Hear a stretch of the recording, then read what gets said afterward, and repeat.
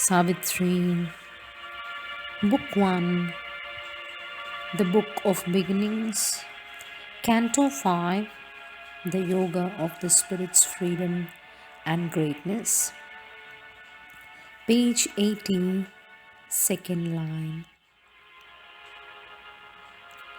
To a few is given that godlike ray release, one among many thousands, never touched, engrossed in the external world's design, is chosen by a secret witness eye and driven by a pointing hand of light across his soul's unmapped immensitudes. A pilgrim of the everlasting truth, our measures cannot hold his measureless mind. He has turned from the voices of the narrow realm and left the little lane of human time. In the hushed presence of a vaster plan, he treads the vestibules of the unseen or listens, following a bodiless guide to a lonely cry in boundless vacancy. All the deep cosmic murmur falling still, he lives in the hush before the world was born, his soul left naked to the timeless one. Far from compulsion of created things, thought and its shadowy idols disappear. The moulds of form and person are undone.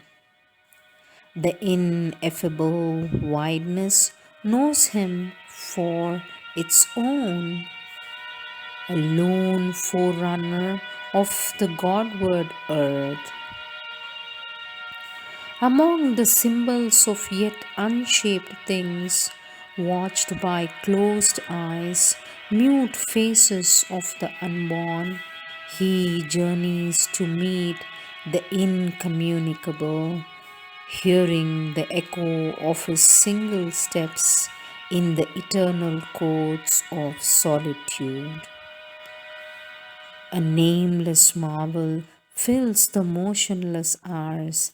His spirit mingles with eternity's heart and bears the silence of the infinite. In a divine retreat from mortal thought, in a prodigious gesture of soul sight, his being towered into pathless heights, naked of his vesture of humanity. As thus it rose to meet him bare and pure, a strong descent leaped down, a might, a flame, a beauty half visible, with deathless eyes, a violent ecstasy, a sweetness dire, enveloped him with its stupendous limbs and penetrated nerve and heart and brain that thrilled and fainted with the epiphany. His nature shuddered in the unknown's grasp.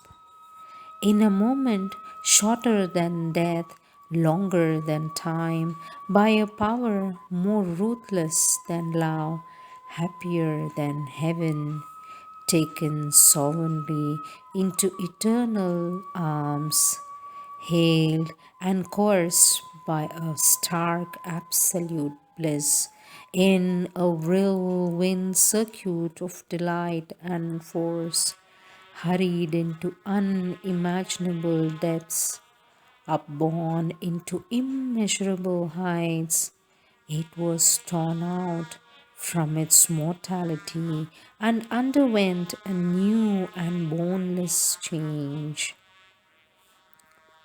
An omniscient knowing without sight or thought, an indecipherable omnipotence, a mystic form that could contain the worlds, yet make one human breast its passionate shrine, drew him out of his seeking loneliness into the magnitudes of God's embrace. As when a timeless eye annuls the hours, abolishing the agent and the act, so now his spirit shone out, wide, blank, pure. His vacant mind became an empty slate on which the universal and soul could write. All that represses our fallen consciousness was taken from him like a forgotten load. A fire that seemed the body of a god consumed the limiting figures of the past and made large room for a new self to live. Eternity's contact broke the molds of sense. A greater force than the earthly held his limbs. Huge workings bared his undiscovered sheets. Strange energies wrought and screened tremendous hands, unwound the triple cord of mind, and freed the heavenly wideness of a Godhead's gauge.